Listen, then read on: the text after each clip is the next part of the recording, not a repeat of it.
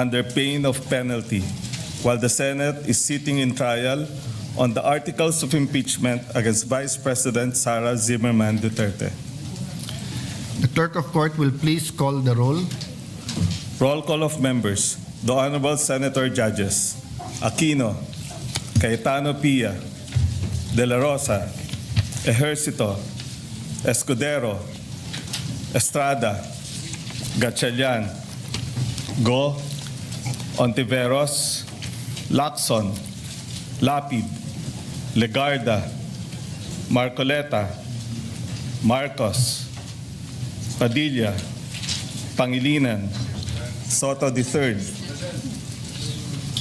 Tulfo Erwin, Tulfo Rafi, Villanueva, Villar Camille, Villar Mark, Zubiri. The Senate President.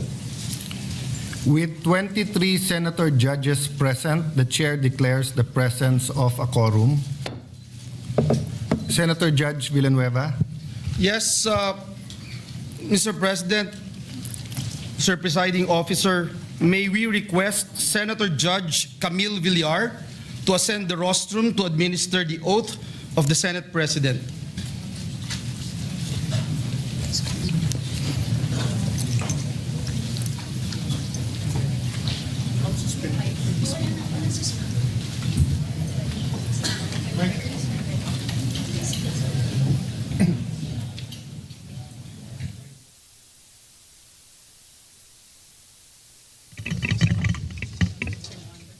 Between the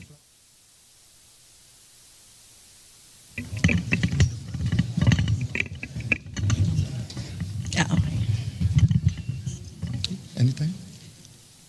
Please raise your right hand. Impeachment trial of Vice President Sara Zimmerman Duterte. I state your name. I, Alan Peter Compañero Shram Cayetano, Solemnly swear solemnly swear that in all things appertaining to the trial of the impeachment of Vice President Sara Zimmerman Duterte, that in all things appertaining to the trial of the impeachment of Vice President Sara Zimmerman Duterte, now pending, I will do impartial justice according to the Constitution. I will do impartial justice according to the Constitution and laws of the Philippines. and the laws of the Philippines. So help me God. So help me God.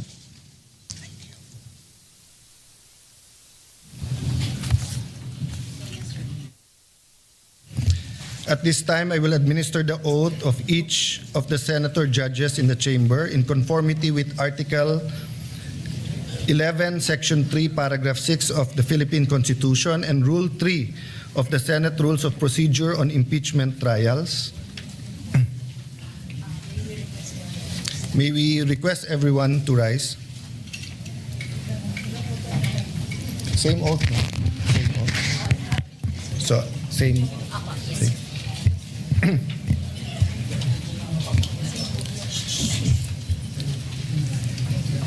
I state your name. Solemnly swear that in all things appertaining to the trial of the impeachment of Vice President Sara Zimmerman Duterte,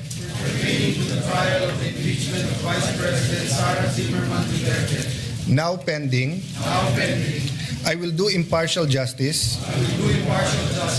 according to the Constitution and the laws of the Philippines. So help me God.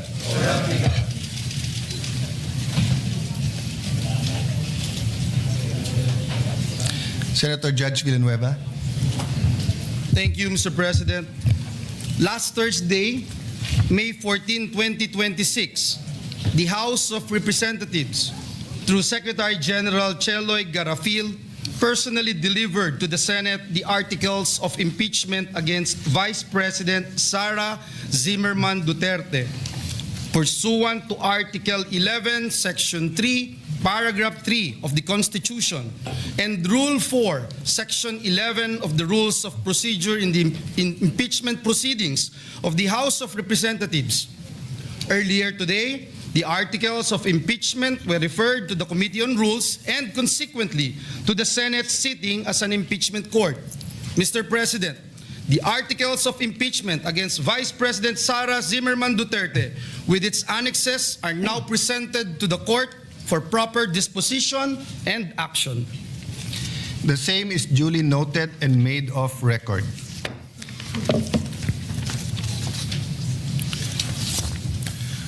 For the record, Resolution Number 39 or the Rules of Procedure on Impeachment Trial shall continue to apply.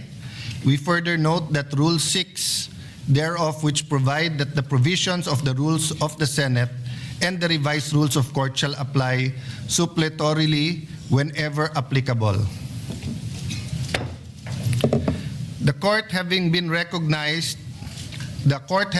organized, and the articles of impeachment having been presented, let a writ of summons be issued to the Vice President Sara Zimmerman Duterte, who is directed to file her answer within a non-extendable period of 10 days from receipt.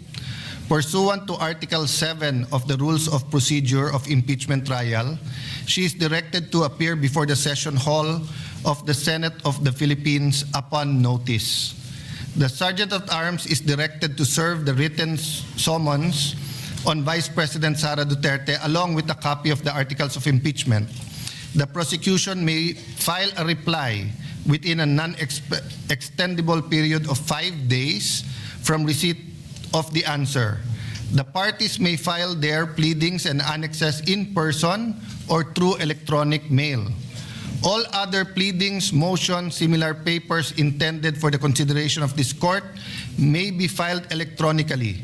We will circulate the specific instructions on the format for the pleadings and manner of electronic filing for the guidance of all parties.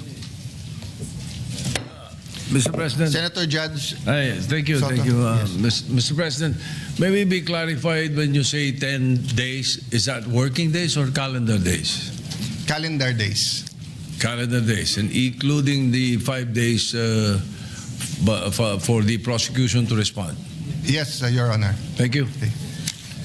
The clerk of court is hereby authorized to calendar the case for pre-trial and issue the corresponding notices to the parties after the last pleading is filed. Upon conclusion of the pre-trial, the trial proper shall commence on a date and time fixed by the court, of which the parties shall be duly notified.